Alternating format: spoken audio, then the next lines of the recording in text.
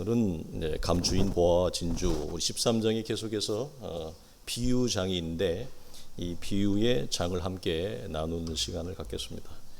우리 현대적인 은행과 금융권이 나타나기 전에는 기증품들을 항아리에 담아서 땅속에 감추는 일은 흔한 일이었습니다. 저도 어릴 때 친구들하고 놀다가 친구가 갑자기 소리를 지르는 거예요. 보물을 발견했다고.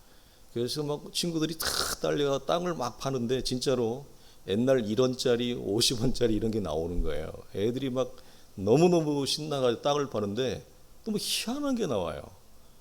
봤더니 6.25 때 사용했던 탄피 총알이 나오는 거예요. 아주 얼마나 우리가 신기하고, 초등학교 들어가기 전이었으니까 그게 진짜 우리는 보물인 줄 알았거든요. 그래가지고 집에 왔더니 우리 어머님이 애따 이 녀석아 이게 무슨 보물이냐 그런 적이 있는데, 이렇게 땅속에 보물을 감추어 놓고 갑자기 이렇게 주인이 죽게 되어지는 일이 있었습니다.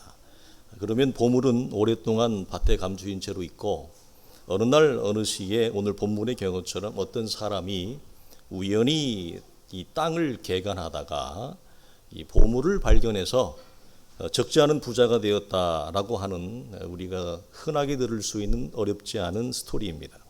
우리가 이 스토리를 중심으로 해서 함께 나누고자 하는 것은 보화와 진주로 상징되어지는 천국을 발견한 자가 갖는 그 이후의 후속적인 행동입니다. 첫째는 기뻐합니다. 둘째는 자기의 소유를 전부 다 정리해서 이 밭을 사거나 진주를 구매하는 데 모든 것을 소용합니다. 즉 우리에게 던지는 중대한 질문은 이것으로 시작합니다. 도대체 천국이라고 하는 것은 무엇이고, 그리고 얼마나 큰 가치이기에 자기의 모든 소유를 이렇게 처분할 정도인가 라고 하는 것이 우리가 받는 성경적인 질문이 될 것입니다. 사실은 이 부분에서 안타깝게도 대부분의 현대 성도들은 여기에서부터 벌써 말문이 막힐 수 있습니다. 오해하는 부분도 없지 않아 있고요. 이 소유를 물질로만 이해하는 어려움 때문에 그렇습니다. 참된 변화를 경험하지 못하고 종교인의 모습으로 교회 안에 상자에 있는 자들은 오늘 본문에 나오는 이와 같은 행동을 만약에 우리 현실 속에 일어난다면 아마 우리 부활절에 나누었던 것처럼 저러다 후회하지, 왜 이렇게 바보 같은 짓을 성급하게 했을까, 이렇게 뒤에서 비난할 수도 있을 것입니다. 오늘 말씀의 핵심은 천국이라고 하는 절대적인 가치, 그리고 세상의 소유라고 하는 상대적인 가치 사이의 갈등, 격돌입니다. 그러니까 어떻게 보면 우리 예수 믿는 우리들은 이 세상이 가지는 보편적인 상대적인 가치 가운데 우리는 살아가고 있고, 우리는 그 가운데 하나님의 은혜 가운데 천국이라고 하는 절대적 가치가 우리 속에 열어진 자들입니다. 그것이 우리 속에 발견되어진 자들이죠. 그러나 왜 이것이 갈등이라고 제가 표현을 하냐면, 인생이 가지는 연약함 때문에 그렇습니다. 우리는 절대적 가치와 이 세상의 소유라고 하는 상대적 가치 가운데서 늘 우리는 씨름할 수밖에 없습니다. 이 세상적 구조가 그래요. 어떻게 우리가 유혹을 받지 않을 수 있고, 그 유혹 가운데서 우리가 어떻게 여러분 힘들지 아니할 수 있고 넘어지지 아니할 수 있습니까? 그래서 우리는 그 사이에 끼어 있는 건데, 신앙생활이라고 하는 것은 뭐냐면 하나님의 은혜 가운데서 이 세상의 상대적 가치, 소유가 전부이고 보이는 것이 전부인 것으로만 알고 여기고 믿었던 내가 어느 날 갑자기 하나님의 은혜 가운데서 천국이라고 하는 절대적인 가치, 하나님이라고 하는 절대적인 존재를 알게 되어진 데서부터 시작하는 거예요. 그게 신앙생활의 시작 아니겠습니까? 우리는 그 은혜로 말미암아 하나님과 하나님의 나라에 대한 가치가 열어지기 전에는 우리도 동일했죠. 이 세상이 전부였고, 보이는 것에서, 보이는 싸움에서 승리하기 위해서 우리도 아침부터 밤늦게까지 최선을 다해 성실하게 살았던 자들입니다. 그러나 이것이 우리 속에 하나님의 은혜 가운데 열어진 이후에는 우리의 삶의 가치와 생각이 새로운 방향으로 이렇게 전복되어진 자들이에요. 그래서 예수 믿는 사람들은 이런 차원에서 하나님의 나라에 전복되어진 역설적 일꾼. 그래서 본문 13장의 마지막 그 제목이 뭐냐면 천국에 부름받은 서기관 일꾼들을 얘기합니다. 그게 바로 우리예요. 천국 백성으로 부름받은 우리를 성경이 우리에게 얘기를 하고 있습니다. 그래서 이제는 이 세상적 가치가 아니라 하나님의 나라의 가치를 추구하는 자, 그리고 그 나라의 가치를 배워가고 알아가는 자 중에 있는 게 뭡니까? 우리의 신앙적인 걸음이고 신앙생활이라 할 것입니다. 사랑하는 성도들이요, 세상의 소유라고 하는 이 상대적 가치를 기꺼이 오늘 본문에 등장하는 무명의 어떤 상징적인 인물처럼 놓을 수 있다고 하는 것은 무엇이 있어야 가능할까요? 그것은 천국의 가치가 그 속에 열어진 자의 무게와 크기가 이 세상의 가치를 마치 무게저울처럼, 마치 아이들이 놀이터에서 노는 시소처럼 완전히 전복되어져 버리는 거예요. 예전에는 이 땅의 가치의 무게와 크기가 내 삶의 중심이었죠. 그게 내 삶을 지탱하는 원천이었습니다. 그런데 하나님의 은혜 가운데 이것이 완전히 크기의 상하가 위아래가 바뀌어버린 거예요. 그래서 그 천국의 가치가 너무 크기 때문에 이 세상을 기꺼이 놓을 수 있다. 오늘 본문에 보면 이렇게 우리가 한번 몇 주제도 나누었던 주제를 이렇게 있습니다. 책 속에서. 자, 하나님의 나라에 대한 이 소유의 가치를 놓을 때 이것은 의무감인가 아니면 기쁨으로 하는가, 즉 자원에서 하는가. 우리는 사실은 양자가 다 우리 안에 있습니다. 그러나 의무감으로 하는 것을 우리는 비난할 수 없습니다. 왜? 의무감으로 하는 것 자체는 그 사람이 여러분 상당한 신앙적인 내용이 있는 사람이에요. 신앙적인 내용조차도 없는 사람은 어떻게 해요? 아예 피한다니까요. 아예 길을 돌아갑니다. 아예 우리가 나누었어요. 인간적인 계산값이 딱 나오기 때문에 머리가 총명하고 똑똑하다고 하는 분들은 계산값이 딱 쓰니까 어떻게 합니까? 아예 안 갑니다. 그 왜 갑니까? 고단한 길을. 그러나 의무감이라도 한다. 그 사람의 실력은 여러분 칭찬받을 수 있어요. 대단한 거예요. 그러나 이 의무감이 어떻게 바뀝니까? 자원하는 걸로 바뀌어요. 어떻게?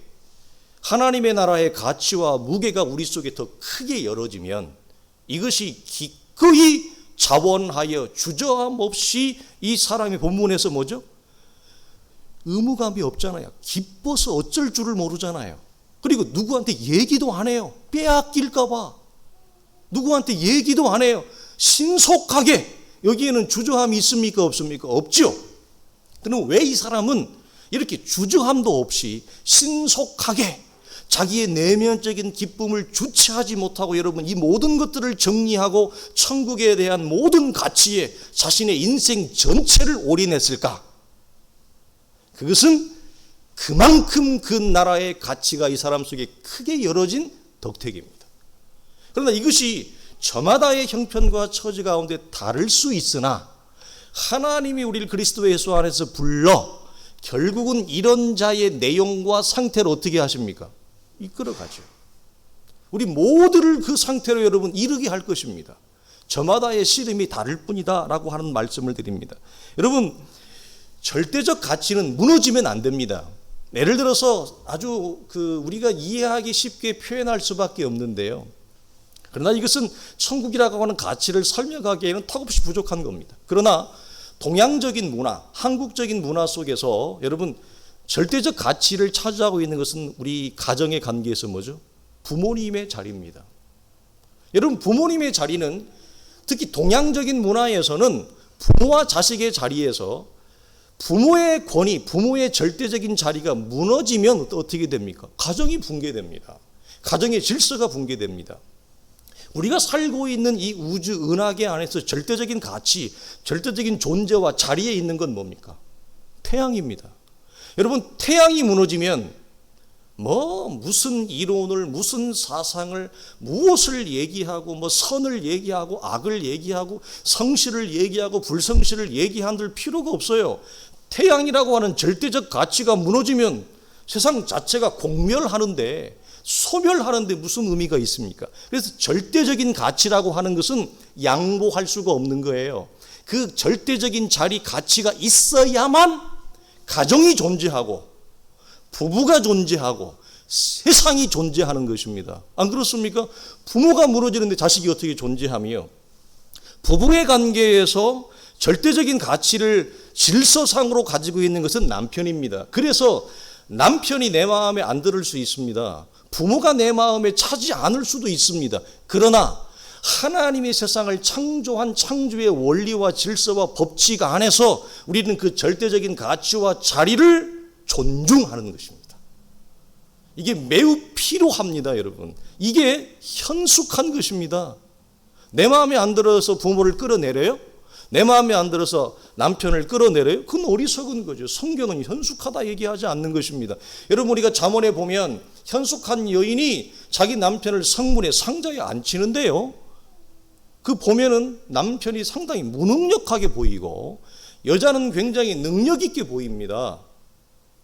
그러면 능력 있는 여인이 무능력하게 보이는 남편을 여러분 끌어내려야지, 왜 성문의 상자에 앉혀놓고 그 성의 장로들과 더불어 여러분 함께 어울리게 합니까? 왜 교제하게 합니까? 이게 현숙한 여인이라 이 말이에요. 그 여인이 볼 때 자기 남편의 부족과 허물, 자기 마음에 채워지지 않는 그것이 없었을까? 완벽해서 자기 마음에 차고 넘쳐서 그랬을까? 부모가 그래서 부모의 자리를 우리가 지키는 것인가? 아니죠.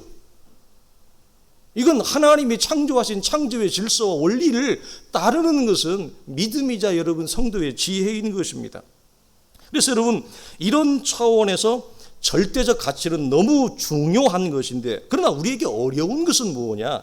아직은 우리의 안목에 보이는 세상의 가치로 상징되어지는 그 소유한 내용이 무엇보다 더 크게 보입니까? 천국의 가치와 내용보다 크게 보여요. 사랑하는 성도들이요, 이걸 제가 이렇게 표현했어요. 예전에 몇 번 자주. 이런 차원에서 신앙은 위선이나 포장이나 위장이 아니다. 무슨 말입니까? 아직 목사님, 저는 예수를 믿습니다. 분명한 사실이고 하나님의 자녀된 것도 너무나 부인할 수 없는 사실이고 저는 구원받은 것에 대한 충만한 여러분 감격을 가지고 있습니다. 그러나 아직은 현재는 천국보다 돈이 좋습니다. 이렇게 고백하는 것이 여러분, 저는 그 사람이 훨씬 더 성도다운 사람이라고 말을 드리는 거예요. 왜? 내게 아직 절대적인 가치인 천국이, 하나님의 나라가 돈보다 중한 정도로 나에게 발견되어지거나 열어지지 않았는데 왜 그렇게 거짓부렁으로 얘기를 합니까? 그게 아마 그렇게 얘기를 하면 비난을 받고 믿음이 없다라고 교회 안에서 손가락질을 당한다는 그런 아마 분위기 때문에 그럴 것 같은데, 여러분, 우리는 그러지 말자고요. 그것이 여러분 얼마나 하나님 앞에 하나님이 우리를 여러분 긍휼히 여기는 전환점이 되어지고, 그래서 현재의 나를 그대로 받아들이고 승인하고 인정하는 거, 그게 여러분 진짜 성도의 실력이에요. 그 인정을 해야 그 사람이 어떻게 나아갑니까? 살아가죠. 아니, 인정을 안 하는데 어떻게 배워가요? 인정을 안 하는데 어떻게 성숙해가요? 인정을 해야죠. 현재의 나라고 하는 그 사실, 작은 나, 세상 앞에. 그래서 거기에서부터 다시 뭐죠? 시작하고 쌓아 올라가면 되는 것입니다. 그래서 성경은 절대로 비난하지 않습니다. 도리어 기대하죠. 도리어 기대합니다. 그렇게 고백하는 그 당신의 자녀를 하나님은 기대하죠. 왜? 만군의 여호와의 열심이, 오늘 본문의 창세기의 대표적인 아브라함, 이삭을 놓을 때의 모습이 보이잖아요. 기꺼이 주저함 없이 아들 이삭을 놓는 자리까지 나아가는 하나님의 일하심을 우리는 이 속에서 발견하기 때문에 비난이 아니라 성경은 우리를 응원하고 기대하고, 여러분, 신앙의 위력과 고백은 어디에서 나온다고요?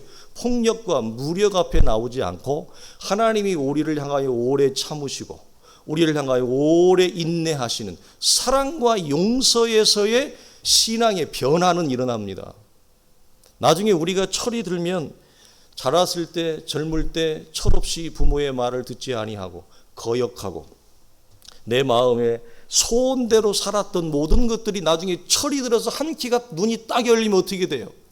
자기가 살아봤던 모든 부모 앞에 거역했던 순간들, 그 시간들, 그런 것들이 어떻게 하죠? 전부 다 사슬이 되어 연결되어져서 물속에 있다가 수면으로 쫙 튀고 올라오면서 우리가 회개하고 돌이키는 것이 무엇입니까?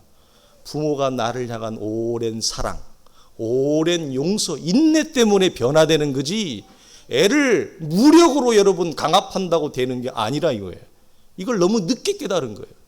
우리가, 특히 제가. 여러분, 기독교의 신앙생활을 그러나 오해하면 오늘 본문에 나오는 천국의 절대적인 가치인 천국과 예수 그리스도를 세상에 속한 상대적 가치로 전락시키는 우를 범하게 되어지는데 사실은 이것이 우리 시대의 아픔입니다. 이게. 그래서 하나님을 우상과 같이 이해하고 그 권위를 추락시키는 것. 그래서 우상을 이 차원에서 얘기하면 뭐냐? 절대적 가치인 하나님을 세상의 상대적 가치로 떨어뜨려 버리는 거예요. 그것도 발로 차가지고 떨어뜨려 버리는 거예요. 희생과 열심이라는 제사 제물을 드려놓고 내가 원하는 것을 보상해 주기를 원하는 그분으로 기대하는 것. 내가 원하는 현실과 상황을 들어달라고 때를 쓰는 기독교로 전락하는 것. 이걸 우리가 출애굽기 20장을 기준으로 해서 여호와 우상이란 말씀을 드렸습니다. 결코 하나님은 우상적 존재가 될 수 없습니다.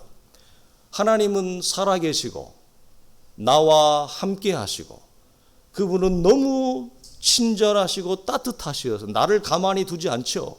나를 찾아오셔서 나를 만져주시고 나와 얘기하시고 내가 무엇 때문에 힘들어하는지 무엇 때문에 고민하는지 신음하는지 오늘 하나님은 나와 얼굴과 얼굴을 맞대고 뭐 하기를 원하십니까? 대화하기를 원하죠. 나와 말씀하기를 교제하기를 하나님은 원하시는데 그런 살아계시고 인격적인 하나님을 세상에 돌과 나무와 같은 우상적 존재로 전락시키되 돌과 나무로 전락시킨다는 말은 무슨 말이냐면 여러분 이 세상적 가치에서도 돌과 나무는 밑바닥이에요. 무슨 얘기인지 아시죠? 가장 높으신 하나님을 세상의 가장 낮은 가치로 떨어뜨리는 게 뭐예요? 그게 우상이에요. 그런데 하나님을 어떻게 대한다고요? 그런 식으로 교회 안에서 그런 식으로 기독교 이름을 동원해서 그런 식으로 기독교의 표현을 동원해서 가장 높으신 하나님을 세상의 가치에서도 여러분 나무와 돌바닥은 가장 밑에 있는 밑바닥의 가치예요. 그런 분을 그렇게 떨어뜨리는 거예요. 그래서 로마서에서 바울이 오죽 답답한 뭐라고 그랬다고요? 썩어지지 아니하는 하나님의 영광을 썩어질 금수와 버러지의 형상으로 뭐 했다? 바꾸어 놓았다. 이게 오늘날 기독교가 하나님 앞에 큰 죄를 범하는 이 시대의 여러분 아픔입니다.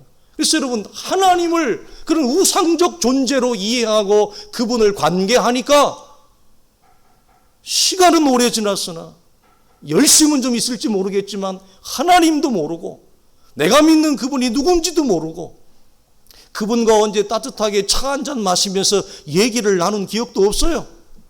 신앙생활이라고 하는 것이 맨날 하나님 앞에 떼를 쓰고 달라고 하고 엎드리고 뒤집어지고 이것밖에 없죠.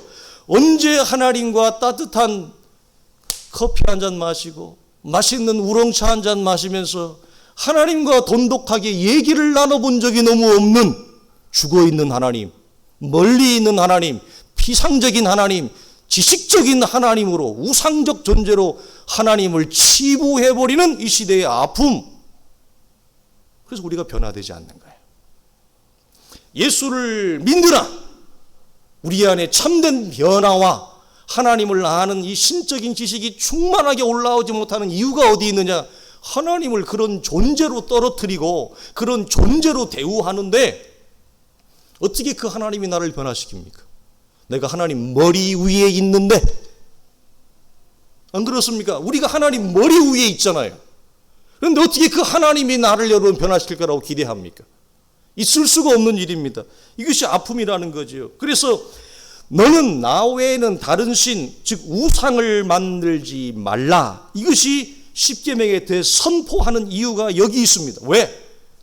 믿는 우리에게는 하나님 외에 하나님보다 더 큰 존재와 가치와 내용이 이 창조 세계 속에 있을 수가 없어요. 이것이 있을 수 없다라고 하는 이 사실을 발견한 상태가 뭐예요? 보화와 진주를 발견한 상태. 그래서 놓는 것입니다. 그래서 놓을 수 있었던 것입니다. 오늘 본문의 이분이.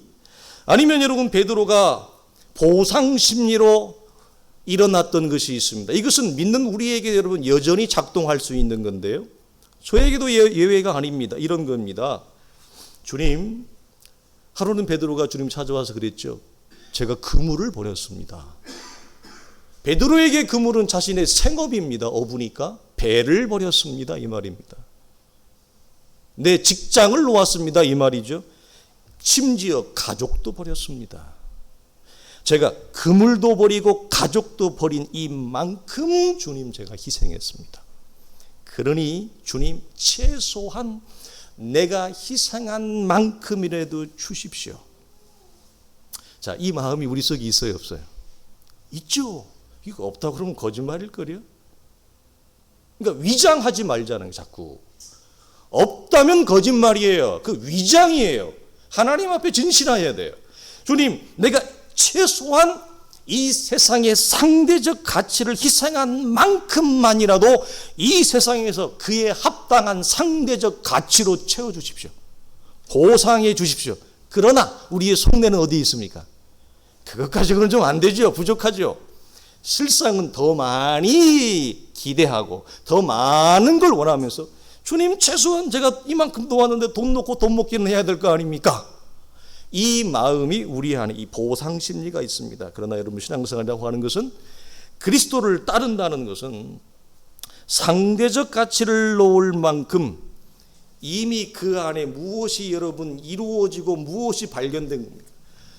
천국이라고 하는 절대적 가치가 우리 안에 일어나고 소유한 것을 말합니다. 시간이 이제 얼마 남지 않았어요. 좀 시간이 지나면 훗날 신앙의 후배들이 여기 있는 분들이 장로님, 권사님이 될 수도 있어요. 이렇게 봐서 물을지도 몰라요. 장로님, 권사님, 교회 개척한 지 1년 좀 지나서 코로나가 터졌다면서요. 그 몇 가정 안 되는 교회로 그 힘든 교회 개척을 어떻게 하셨습니까? 힘들지 않으셨어요? 포기하고 싶지 않으셨어요? 여러분에게 여러분 말을 할 수 있습니다. 그때 여러분 어떤 답변을 여러분 해주시겠습니까? 그렇지, 힘들었지, 수없이 포기하고 싶을 때도 많았지. 그러나 세상의 기준과 가치가 줄 수 없는 하늘의 가치와 보화를 발견한 내 안의 힘이 포기하지 않고 여기까지 올 수 있어서 모든 것이 주님의 돌보심이었고 주님의 은혜였어. 이렇게 얘기할 수 있는 격이 다른 성도들이 되기를 주의 이름으로 축원합니다. 이게 여러분 우리의 힘이에요. 성도가 가지는 힘이에요. 오늘 본문은 이 소유를 단지 물질로만 말할까? 여러분 이렇게 물어보겠습니다. 조금 다르게 각도를. 우리의 소유 중에 가장 큰 가치는 무엇일까요? 별로 이게 감 나가는 게 별로 없으세요 혹시? 재산 리스트를 좀 이렇게 쭉 이렇게 좀 내려보세요. 과거 얘기하면 너무 비참하니까 과거 얘기는 하지 말고 우리의 소유 중에 가장 큰 가치는 무엇일까? 누가복음 12장을 보면 돈 잘 버는 부자가 있었습니다. 제가 예전 몇 달 전에도 수레긋기 새벽에 나눌 때 나누었는데 여러분 돈 잘 버는 건요 공부 잘하고 운동 잘하는 것처럼 재능이에요. 그냥 하나님이 어떤 사람에게요 음악 잘하는 재능 우리 한 집사님에게 줬잖아요. 우리 집사님들은 대부분 수학을 잘 하시더라고요. 부러워요. 예. 저는 뭘 잘하는 것 같아요. 예. 별로 없죠. 사람마다 잘하는 걸 하나님이 주어요. 그런데 목회하면서 이렇게 성경을 묵상하면서 저에게 주신 하나님 은혜가 뭔지 아세요? 왜 저 사람은 돈을 잘 벌까? 그러다 주신 게 재능이에요. 그냥 성경을 보면, 민수기나 신명기를 보면 하나님이 그 사람에게 돈 버는 탤런트를 준 거예요. 재능을 준 거예요. 그거 왜 줬어요? 왜 우리 공부 잘하게 했어요? 왜 좋은 대학 가게 했어요? 왜 좋은 직장 다니게 했어요? 왜 건강하게, 왜 영국 프리미어리그까지 갈 만큼 축구 실력을 왜 주었어요? 성경은 뭐죠? 너 하나 잘 먹고 잘 살라고 하나님이 그 재능 준 게 아니라 남으면 만나가 차고 넘치면 이웃을 생각해라. 공동체를 생각해라. 가난한 자를 생각해라. 연약한 자를 생각해라. 고아와 가부를 생각해라. 그거 하라고 하나님이 어떤 사람에게 남다른 재능을 사람마다 주셨어요. 그러나 우리는 하나님을 모르니 그 재능이 자기 똑똑하고 잘나서 그런지 알고 자기가 성공하고 잘 되면 자기 입에 집어넣으라고 정신이 없죠. 그래서 이 시대 그래서 부의 불공평, 부의 불균등이 나타나는 이유가 바로 여기에서부터 시작을 하는 겁니다. 자, 이 사람은 돈 버는 재능이 좋아서 돈을 너무 많이 벌었어요. 그러니까 돈을 쌓아둘 곳이 없어요. 이 사람이. 이 말이 무슨 말인지 하면 어떤 사람이 그렇대요. 자기는 실제로 은행에서 나오는 이자를 가지고도 다 써도 이자만 받아서 생활을 해도 죽을 때까지 써도 돈이 남는데요. 이 사람이 그런 사람이에요. 왜 쌓아둘 곳이 없어서요. 또 다른 창고를 크게 지어서 거기에 자기의 소유물을 그냥 천정까지 쌓아놓은 거예요. 그러니까 얼마나 배부르겠어요. 그러니까 기분이 좋아서 부어라 마시라 놀자 그리고 내 영혼아 즐거워하라 하고 희희낙낙할 때에 하나님이 와서 이렇게 말씀합니다. 어리석은 자야, 오늘 내 영혼을 내가 취하면 네가 기쁨과 즐거움의 근거로 삼는 저 세상의 상대적 가치 소유가 네 것이 되겠느냐. 여러분, 오늘 본문이 말하는 소유 중에 가장 큰 것이 무엇일까 다시 여쭤봅니다. 그러면서 뭐라고 말씀해요? 몸이 의복보다 중요하고 음식보다 중하지 아니하냐. 무슨 말입니까? 소유 중에 가장 큰 가치는 물질, 돈이 아니고 우리의 생명, 목숨을 얘기합니다. 그러므로 오늘 본문에서 나오는 이것은 이 본문을 우리가 자칫 오해하면 봤지? 이 사람이 은혜 받아가지고 집 팔고 땅 팔아가지고 냉장고 팔아가지고 헌금했어. 이렇게 이 말씀을 풀어가면 곤란해요. 이해하시죠? 자, 우리가 물론 냉장고 팔고 뭐 팔고 뭐 가스펠 속 그런 식으로 돈 놓고 돈 먹기. 여러분, 천국이 돈 놓고 돈 먹기입니까? 이렇게 가면 하나님을 우상으로 전락시키는 거라 이 말이에요. 이 본문에 이 사람이 자신의 소유 중에 가장 큰 것을 놓았다는 것은 무엇이요?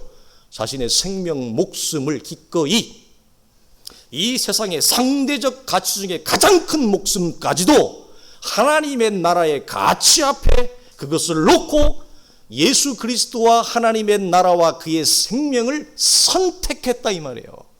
선택은 여러분 신앙의 신비이에요. 그리고 올바른 선택은 성도의 실력입니다.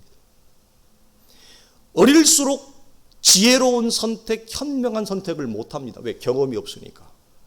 겪어보지 않았으니까. 그래서 여러분 이 본문에서 말하는 자신의 생 전체를 하나님 앞에 놓을 수 있는 이 거룩한 선택을 한 이유가 바로 여기에 있다라고 하는 것입니다. 사람의 소유 중에 가장 큰 가치는 물질이 아니라 생명이다. 그렇다면 여러분에게 한번 물어보겠습니다. 여러분, 소유와 생명을 바꿀 수 있는 게 있을까요? 생명은 무엇으로만 바꿉니까? 중요한 거예요. 생명은 무엇이 보일 때만 내 생명을 놓아요? 나보다 더 큰 생명,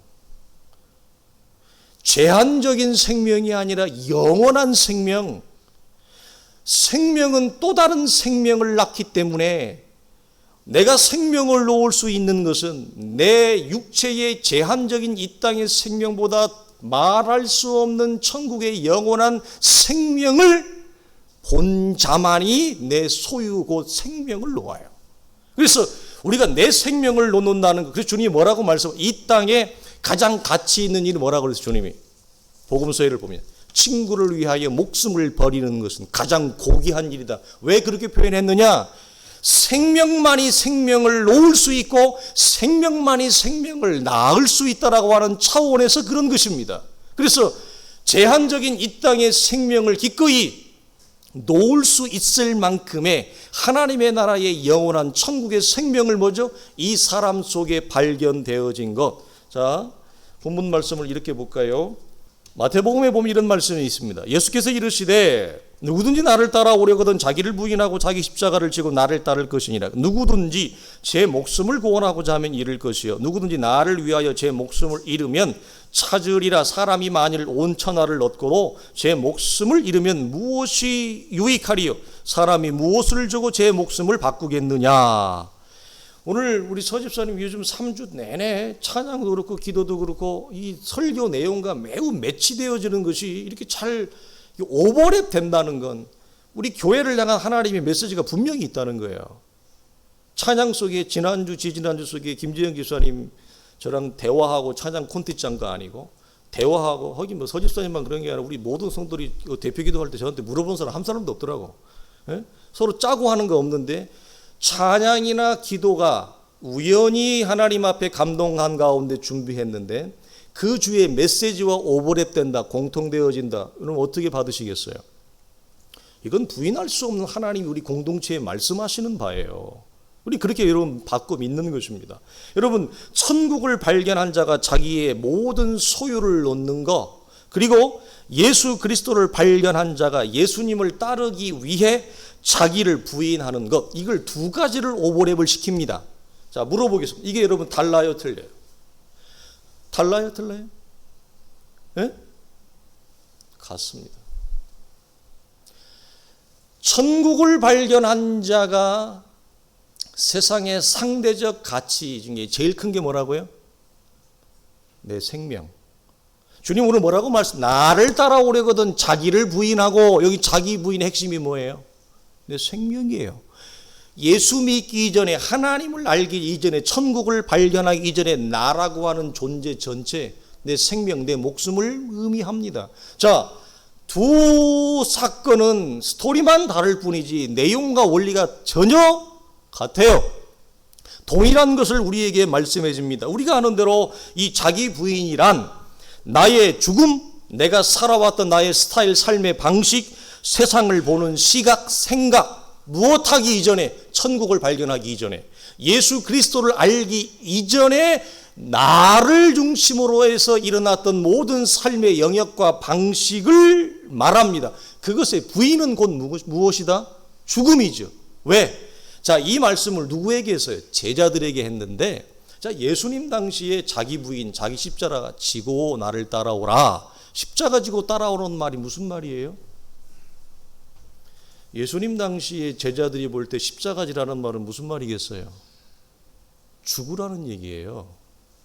십자가는 누가 지어요? 사형 선고를 받은 사람들만이 십자가를 지기 때문에, 그것도 극악한 죄인들만 십자가를 지기 때문에 주님이 나를 따라오려거든 각기 제 십자가 짓고 따라오라라고 하는 말을 들었을 때 제자들이 뭐라고 이해했을까는? 죽으시라고 하는구나. 근데 이 말씀을 그 당시에 제자들이 알았을까요? 몰랐죠. 그래서 예수를 따르는 것, 자기 부인과 천국을 발견한 자가 자기의 소유 중에 가장 큰 목숨을 놓는 것은 내용적으로 원리적으로 같은 얘기를 하는 것입니다. 사랑하는 성도들이여, 이렇게 물어봅시다. 주님은 왜 이렇게 과한 요구를 했을까요? 아직 신앙이 어린데, 신앙의 좌우도 분별하지 못하는데, 기독교의 복음도 잘 모르는데, 이제 신앙 고백한 지 얼마 안 된, 우리 교회로 말하면 이제 교회 나온 지 얼마 안 된 이런 새신자에 해당하는 제자들에게 나를 따라오던 십자가져라, 여러분 너무 과하다고 생각하지 않습니까? 과하다고 여기는 것이 자연스러운 것입니다. 그것이 정상입니다. 그런데 왜 여러분 주님이 이제 아직 신앙의 시작을 한 지 얼마 안 된 저희들에게 이렇게 말씀했을까? 그렇게 말씀할 만큼 천국은 절대적인 가치를 가지고 있다. 이 세상에 그 무엇도 천국과 하나님의 나라와 예수 그리스도의 구원이 주시는 것과 바꿀 수 있는 가치와 내용과 존재 자체가 이 세상에 없다는 거예요. 그러나 우리의 아픔은 뭐냐? 그것이 아직 우리 속에 그만큼 실감되어지지 않는다는 것입니다.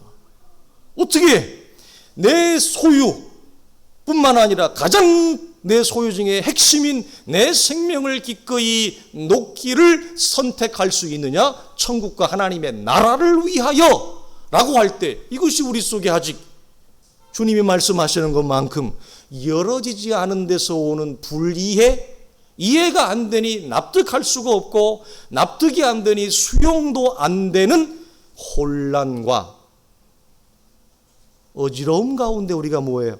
있다라고 하는 사실을 우리가 봅니다. 그래서 우리는 여기서 두 개의 시선을 발견하는데요. 오늘 본문은 무엇을 강력하게 전제합니까? 발견했다. 발견했다. 천국의 가치를 알았다. 알았다, 발견했다. 우리식으로 얘기하면 예수를 믿는다. 믿음을 전제하는 자들에게 이 말씀을 해요. 그래서 여기는 두 개의 시선만이 존재하는데 천국을 발견한 자의 시선과 아직 발견하지 못한 자의 시선입니다. 그래서 발견한 자의 이 안목 속에는 이 땅의 제한된 생명과 천국의 영원한 생명 사이에서 기꺼이 영원한 생명을 선택하는 자의 자리로 나아가는 것, 그리고 그렇지 못한 자의 모습을 성경이 보입니다. 자, 이 선택을 할 수 있는 이 성도의 근거를 베드로는 이렇게 얘기합니다. 자, 우리 주 예수 그리스도의 아버지 하나님을 찬송하리로다. 그의 많으신 긍휼대로 예수 그리스도를 죽은 자 가운데서 부활하게 하심으로 말미암아 우리를 거듭나게 하사 산 소망이 있게 하시며 썩지 않고 더럽지 않고 쇠하지 아니하는 유업을 있게 하시나니 곧 너희를 위하여 하늘에 간직하신 것이라. 믿고 말할 수 없는 영광스러움으로 즐거워 기뻐하나니 믿음의 결국 곧 영혼의 구원을 받음이라. 이게 여러분 무엇을 전제합니까? 우리 안에 일어난 구원을 전제하는 것입니다. 우리 안에 일어난 영혼의 구원을 전제하는 것입니다. 이것을 성경이 강력하게 전제한다. 자, 이런 차원에서 보면 참 우리의 현실이 참 우리가 그렇습니다. 우리가 얼마나 걸어갈 길이 많고 우리가 얼마나 하나님 앞에 사실은 세워지지 못했고 연약한가라고 하는 것들을 보게 되어 그렇습니다. 여러분, 성도의 정체성은 어디에 있습니까? 하늘에 있습니다. 성도의 근거는 어디에 있습니까?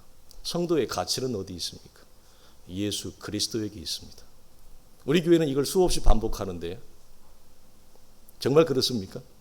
이것이 열어지고 발견되어진다. 자, 바울이 하나 더 말씀 뭐예요?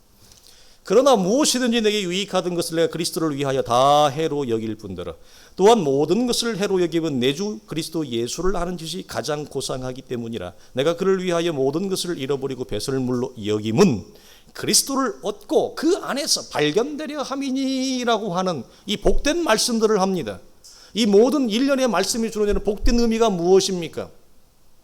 그리스도 안에 있는 자들이 그리스도를 발견하는 것을 전제합니다. 그러나 우리는 이 안에 이 상태에 있으나 우리에게 열어지고 발견되어지는 것이 아직도 너무 미약하여 이 본문이 우리에게 주는 그 메시지의 자리에 이르기 아직 우리가 많이 도달하지 못한 상태에 있다. 괜찮다 이 말이에요. 괜찮다.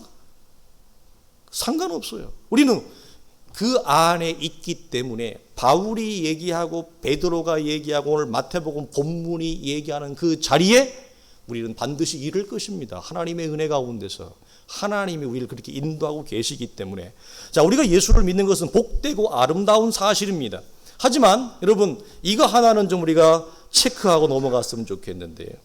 오랜 시간이 흘렀음에도 바울이 얘기하는 모든 성도와 함께 지식에 넘치는 그리스도의 사랑을 알아 그 너비와 길이와 높이와 깊이가 어떠함을 깨달아 알아 하나님의 모든 충만하신 것으로 충만한 상태에 나아가지 못하게 하는 근원적인 이유, 목록 가운데 하나가 성도의 가치와 정체성이 하나님의 나라, 예수 그리스도에게 있다고 하는 것은 지식적으로만 알고 실상은 이 땅에서 발견하려고 하는 구부러진 마음 때문은 아닐까요? 자, 이 정도 즈음에 있는 우리 성도들이 성도의 가치와 근본, 근원, 정체성이 예수 그리스도와 하나님의 나라에 있다. 이걸 부인할 자가 누가 있겠습니까? 모르는 자가 어디 있겠습니까?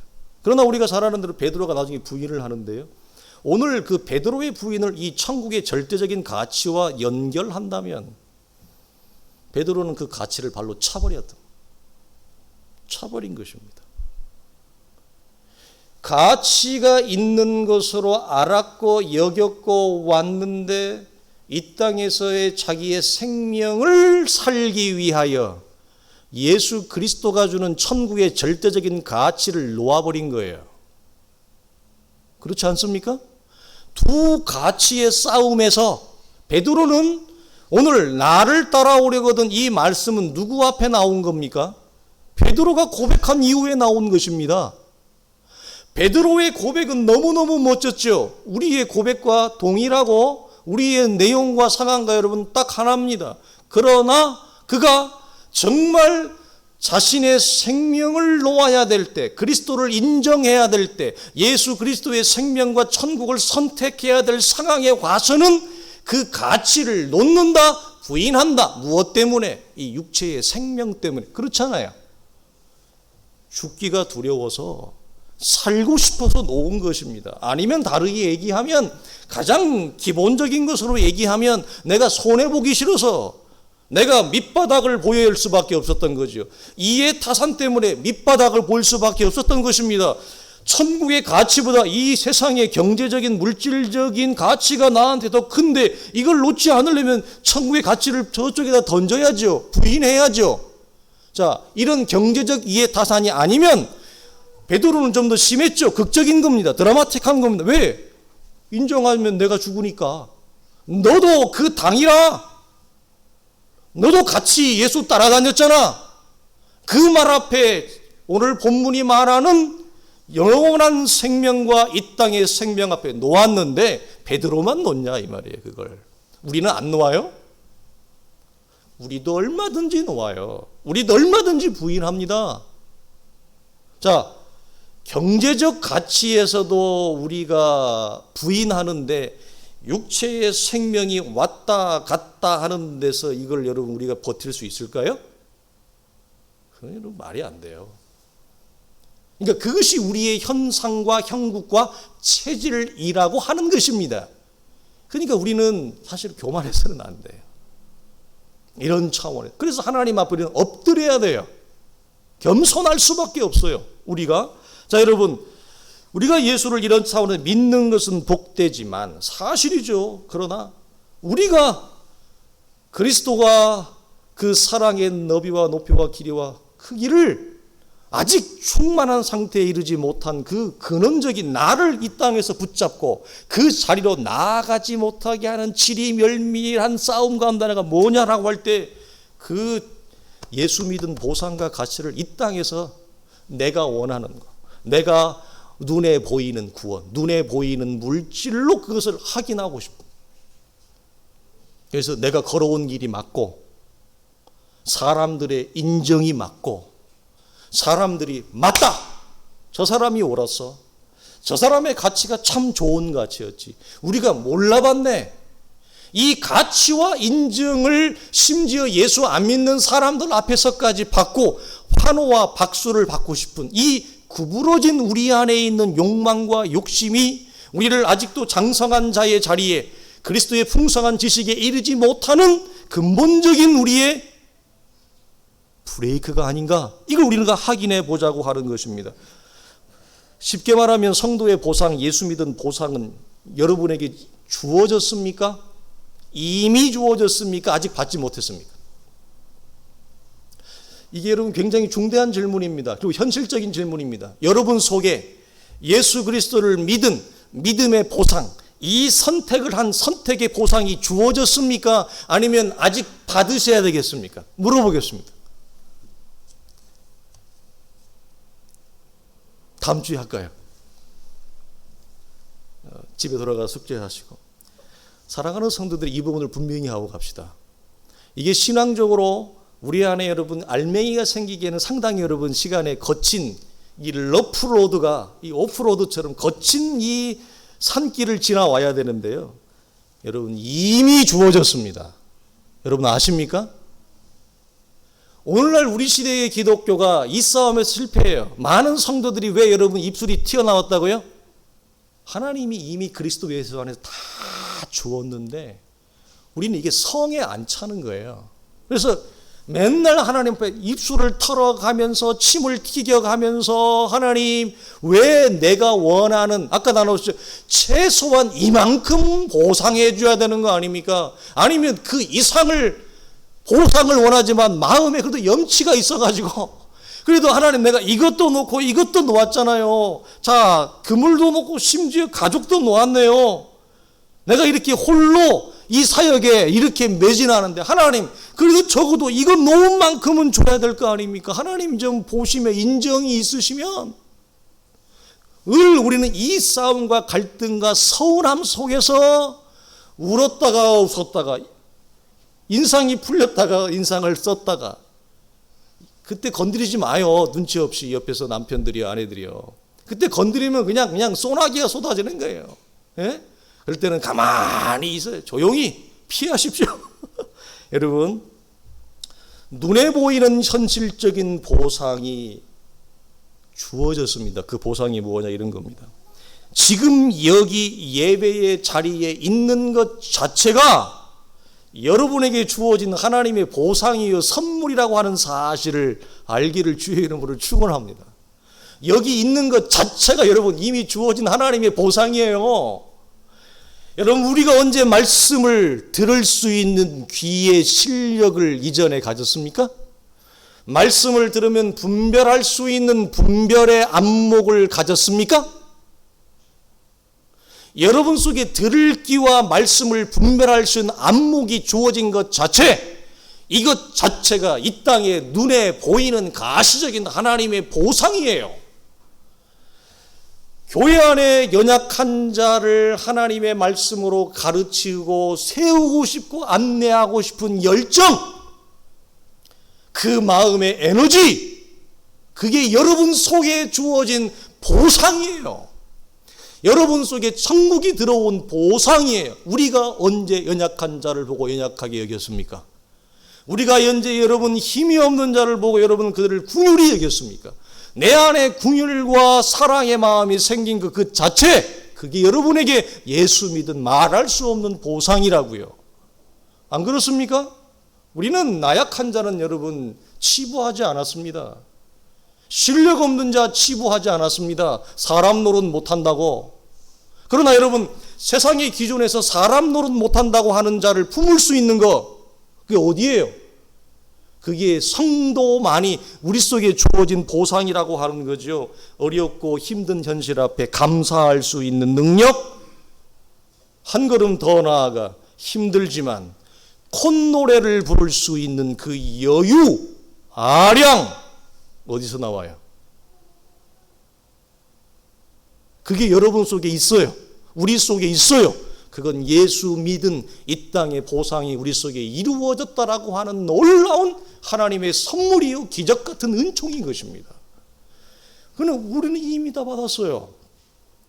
그러나 문제는 뭐라고요? 아픔은 뭐라고요? 하나님 그거 말고요. 이제 우리는 이걸 보상으로 여기지 않고 우리의 보상은 항상 경제와 돈의 논리 속으로 집중되어지는 그 아픔이 우리를 하나님의 말할 수 없는 놀라운 은혜의 자리, 보상과 축복과 선물과 기적의 자리로 하나님이 놓았건만 이걸 우리가 먼저 전혀 받지 못한 자로 이미 받았으나 받지 못한 자로 살아가는 아픔, 가난한 신앙이 여기에서 나오는 것입니다.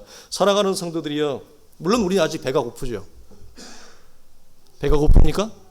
우리는 여러분 아직 그러나 배가 고픕니다.